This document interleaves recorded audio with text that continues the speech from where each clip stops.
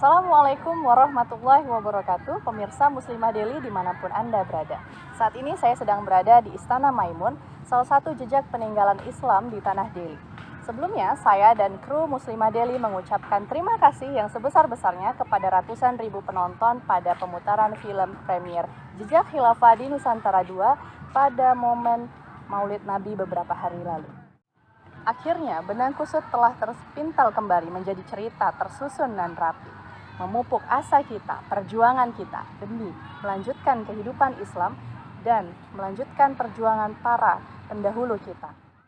Tanpa sadar, darah pejuang itu pun mengalir dalam tubuh kita, mulai dari Melayu, Sulawesi, Aceh, bahkan Batak pun tak terlewat dari jejak keislaman di Nusantara yang saat ini coba dikaburkan dan malah dianggap ahistoris. Mereka yang mengaburkan, biarlah kami yang mengabarkan. Saya mengajak Anda pemirsa untuk menyimak cuplikan dari wawancara tokoh yang telah melihat pemutaran film premier Jejak Khilafah di Nusantara II. Berikut cuplikannya.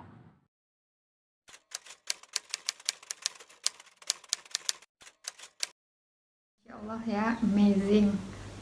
Tayangan dari JKDN 2 ini sangat mencerahkan dan juga mencengangkan. Pesan-pesan sejarah di dalamnya itu ya benar-benar membuka mata dan juga pemahaman kita selama ini tentang sejarah Indonesia, khususnya hubungannya dengan sejarah Islam.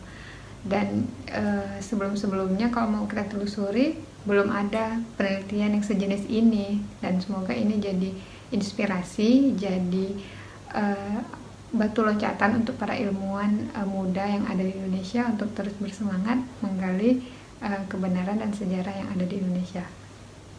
Iya, yang dirasakan ketika menonton JKDN 2 sebenarnya sih balik lagi ke memori yang awal gitu kan, bahwa JKDN yang pertama itu terjadi sesuatu yang katanya itu sampai harus dihack lah, harus di inilah sebagainya.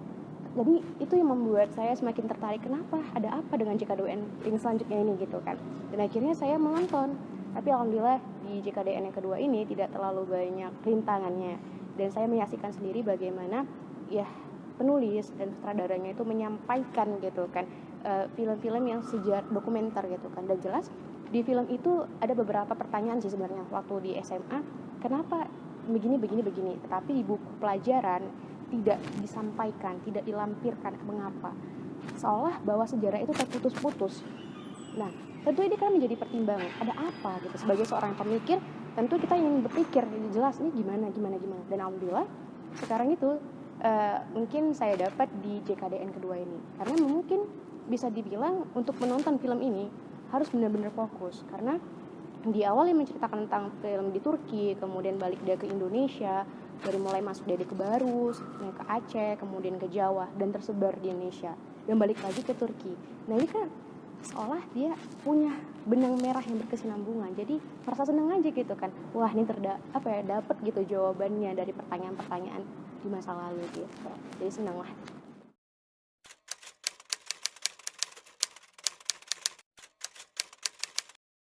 Oke, kalau ditanya part yang mana yang paling favorit, hampir semuanya ya jadi part favorit di dalam film ini, karena apa yang diangkat di film ini ya sesuatu yang tersembunyi gitu ya, sesuatu yang kita nggak pernah tahu sebelumnya kemudian diangkat dan menjadi satu fakta yang sangat menakjubkan.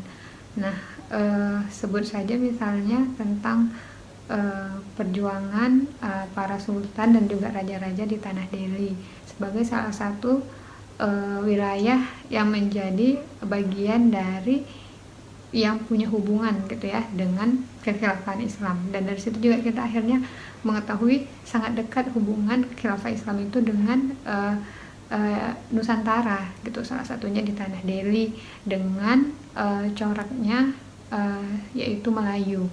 Kita tahu dari film yang kita tonton bersama bahwa bahasa Arab adalah bahasa pertama yang digunakan pada saat itu, dan kemudian diikuti dengan bahasa Melayu.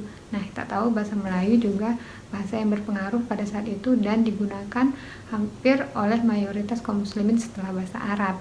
Maka nggak heran sih kalau di kosakata yang kita gunakan sehari-hari, baik itu yang ada di lingkungan Melayu dan juga di wilayah Indonesia umumnya adalah kosakata yang itu diambil dari bahasa Arab, diserap dari bahasa Arab, kemudian digunakan juga di dalam bahasa Melayu, dan kemudian dari situlah cikal bakal menjadi bahasa Indonesia yang kita ketahui hari ini. Jadi luar biasa ya, sebegitulah hubungan khilafah Islam dengan Nusantara, dan khususnya dengan tanah Melayu Deli. Ya, bagian yang terkesan itu yang waktu tahun 1942 yang Ataturk itu kan, ternyata inilah yang menjadi penyebab kenapa kejayaan Islam itu mengalami kemunduran, bahkan bisa dikatakan kehancuran, bahkan sampai saat ini pun kita rasakan. Dan inilah yang membuat kita, oh ternyata inilah yang mengapa kita harus berpikir ulang di masa lalu. Gimana kita mau menatap masa depan kalau kita nggak tahu masa lalunya. Jadi di bagian inilah yang paling penting untuk dipahami, mengerti lebih ulang. Jadi patokannya, pondasinya ini loh yang menjadi permasalahan, ini yang harus kita perbaiki. Karena apa? Si Ataturk inilah yang menyebabkan orang-orang yang Islam yang tadi ikut ke barat-baratan. Dan ternyata inilah dari watak-watak yang mencintai dunia inilah yang ternyata menjadi problematika.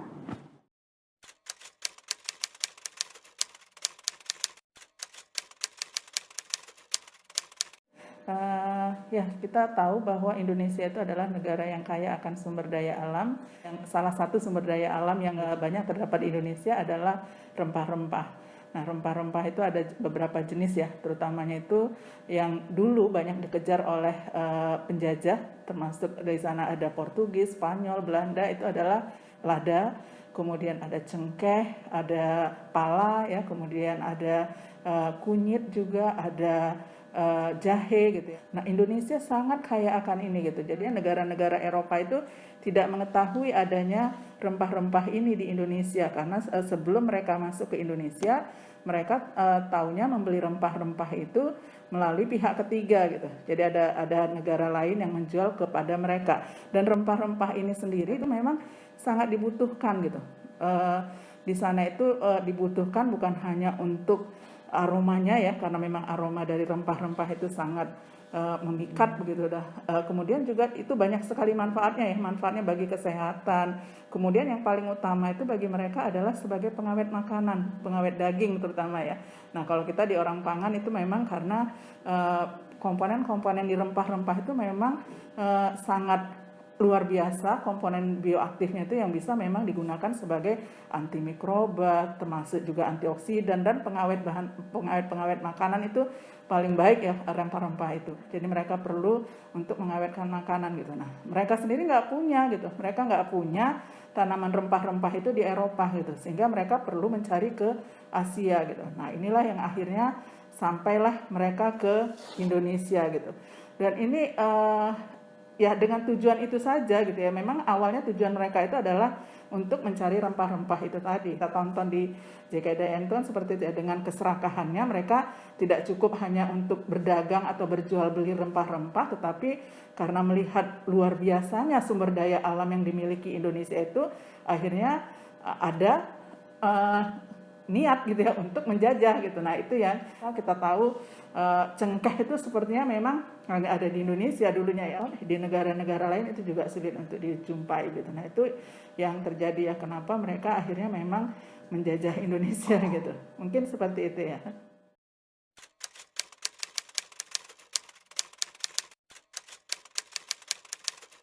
Kalau kita lihat Sumatera Utara itu juga terdampak ya. Kita ada penjajahan negara Belanda, Eropa termasuk juga itu ada di Sumatera Utara. Walaupun memang awalnya dulu kan kalau kita baca sejarah dan kemudian juga tonton di film JKDN ini kan memang awalnya mereka masuk melalui Maluku ya, daerah Maluku sana ya, Tidore atau apa itu di daerah Maluku sana. Nah, tapi kemudian kan akhirnya mereka masuk ke sini juga, termasuk ke Aceh ya. Aceh itu, tapi Aceh itu kan berbatasan langsung juga dengan Sumatera Utara gitu. Otomatis kan mereka masuk juga ke sini gitu, masuk. Dan itu kita bisa lihat ada bagaimana si Singamangaraja ya. Nah, bagaimana si Singamangaraja itu menolak gitu ya, menolak kedatangan Belanda itu, padahal awalnya sih mereka itu mengatakan bahwa justru menolaknya itu adalah menolak masuknya misi agama yang mereka bawa, kan gitu ya, agama yang mereka bawa. Kenapa? Karena mereka si Singamangaraja ini udah tahu bahwa mereka bukan hanya untuk menyebarkan agama, tetapi juga ingin menjajah, kan seperti itu. Makanya itu juga ditolak kalau kita lihat di situ ya. Dan mereka memang masuk ke Sumatera Utara gitu, dan banyak juga kan kalau kita lihat di Kota Medan juga ada itu ya, kisah-kisahnya juga bagaimana mereka masuk ke Sumatera Utara ini. Dan Sumatera Utara juga termasuk daerah yang sumber daya alamnya luar biasa, termasuk yang kalau kita lihat kan perkebunan gitu. Nah, perkebunan itu kan umumnya itu adalah awalnya itu menjadi perkebunan besar itu kan memang dikelola oleh Belanda gitu. Jadi mereka yang mengelola, dan kita itu hanya sebagai pekerja paksa gitu. Nah, seakan-akan gitu ya, seakan-akan mereka membangun Indonesia, tetapi sebenarnya semua keuntungan yang diperoleh melalui perusahaan-perusahaan perkebunan itu kan sebenarnya dibawa ke negara Belandanya, bukan di sini. Nah, seperti itu. Jadi Sumatera Utara udah jelas gitu ya, terdampak langsung dengan penjajahan Belanda ini.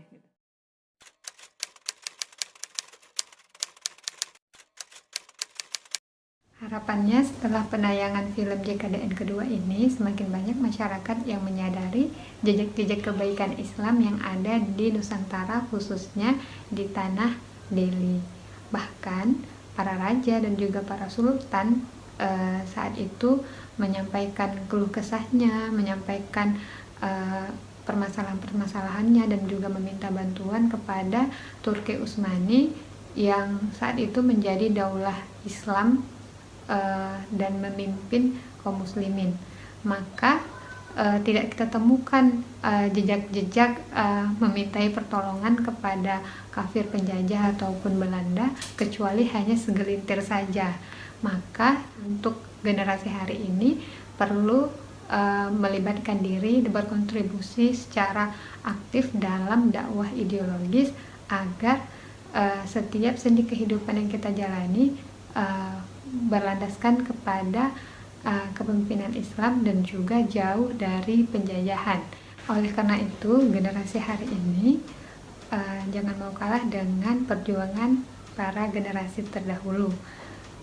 Kita dapat terlibat aktif dan juga produktif dalam dakwah ideologis untuk memberikan solusi-solusi alternatif bagi persoalan bumi Nusantara.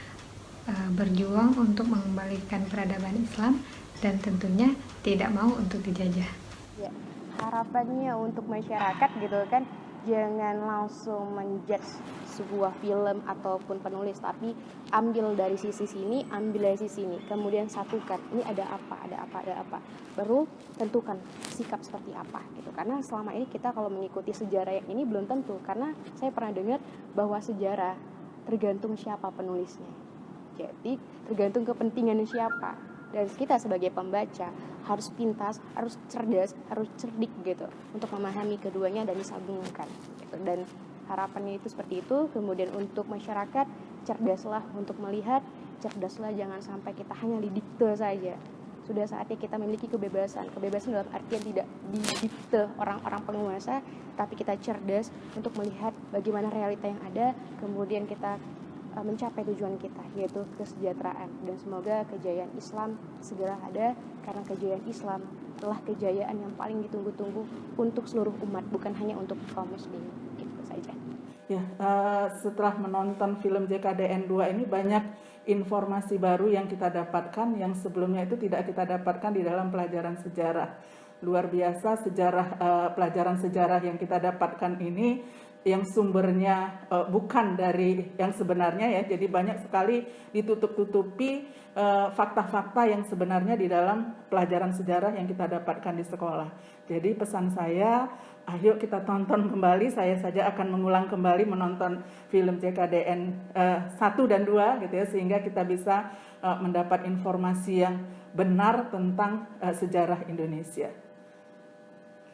Nah, pemirsa sudah nonton juga kan? Bagikan keseruannya pada kolom komentar di bawah ini. Bagi yang belum menonton, silahkan klik link pada description box. Sampai jumpa lagi pada episode Muslimah Daily selanjutnya. Wassalamualaikum warahmatullahi wabarakatuh.